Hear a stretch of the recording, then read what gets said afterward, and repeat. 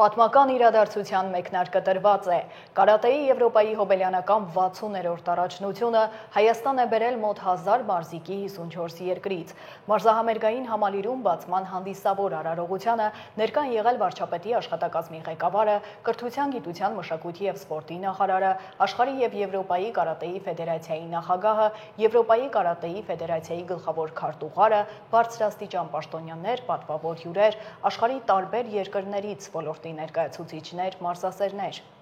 Մինչև մարզիկների շքերթը նախ լուսային և թատերական ներկայացում է եղել։ Ցուցադրվել են կարատե մարզաձևի միտքը, փիլիսոփայությունն ու առանձնահատկությունը։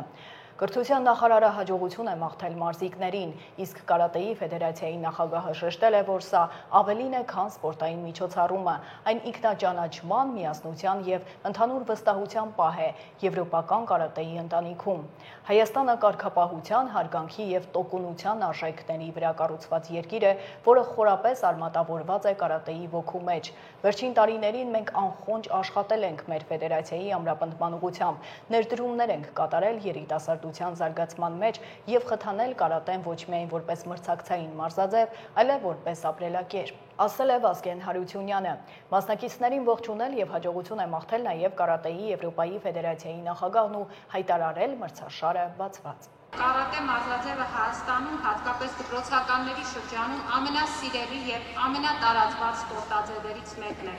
Առաջնությունը հնարավորություն կտա առավել խրախուսել մեր երեխաներին, որպեսզի նրանք շարունակեն գնալ այդ ճանապարհով գրանցելով նոր նվաճումներ։